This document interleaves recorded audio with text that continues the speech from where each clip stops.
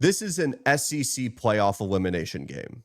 We have the Tennessee Volunteers, number 14 team in the nation, at a smooth 6-2 record, hosting Oklahoma, the number 18 team in the nation, also with a 6-2 record.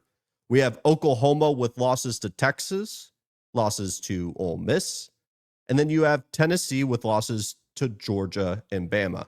Quality losses across the board. I think the worst one there is Texas for Oklahoma in a rivalry spot to which John Mateer was, 17 days from a hand surgery, and clearly he has not bounced back. So we need to talk about that. It's important to note, this is, if you were to make a prediction on this game, and it will heavily impact mine, this is a blackout game. And if you have not seen a Tennessee hype package for their blackout uniforms, last year it was a treat. I believe they did like a Venom thing. It was incredible work. If you guys do not know my background, I have extensive background in college marketing and the social media side of the game and the back end side of things.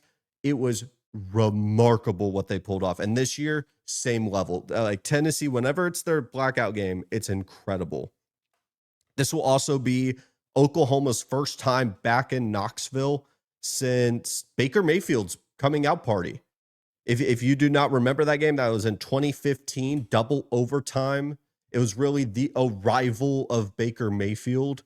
And if you don't believe Josh Heupel really wants this one, former Oklahoma offensive coordinator, former Oklahoma player, last year travels to Oklahoma, his homecoming, gets the win with Nico Iamaleava. It's the Jackson Arnold gets benched game. Real weird, like one of those games that College Game Day went to, and you kind of get into that third quarter, and it's like, is this a snooze fest? Is this ugly? Like, am I really having fun watching this? Because this is just two bad quarterbacks playing head-to-head versus two very good defenses.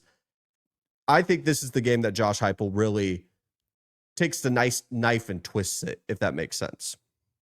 But this is the classic case of bad offense versus bad defense and good offense versus good defense. And if you don't know the teams I'm talking about, Tennessee obviously has the good offense and then Oklahoma's good defense and vice versa.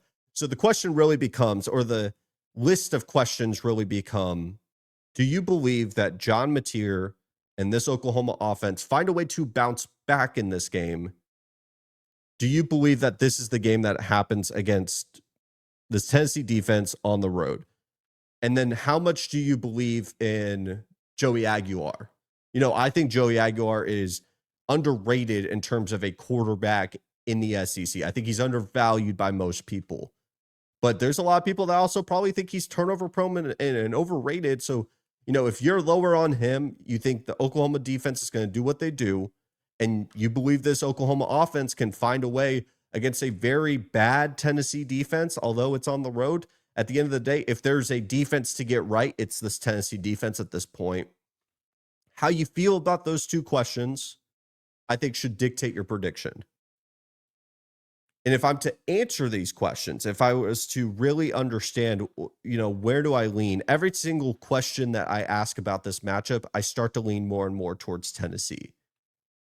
Last weekend was the perfect opportunity for Oklahoma to get right. You're at home. Is Ole Miss's defense much better than Tennessee's? Absolutely. But you are at home. They're coming off of a long battle against Georgia, and they had a great opportunity to potentially exploit the rushing defense for Ole Miss. And I think they just don't have it. I mean, the identity right now is John Mateer. It was like that early in the season.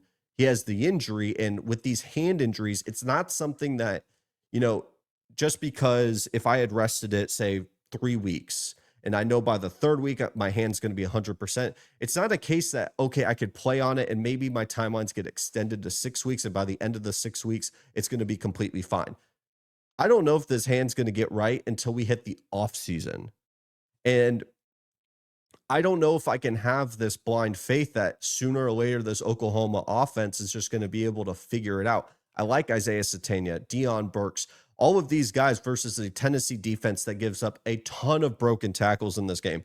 I do think Oklahoma, for spurts in this game, are going to get theirs because I think the broken tackles and the ability in the short game is exactly what they found some success in early or late into that Ole Miss game, and they kind of faded away from it as the game went on, which was really confusing. But if they were to take those nuggets, I think that they could replicate it against this Tennessee defense and find some success. It's the consistency, because I do believe, to answer the second question, that Josh Heupel, Joey Aguilar, and the receivers on the outside are going to be able to find success. We see these really good offensive minds do find some success against a Venables defense.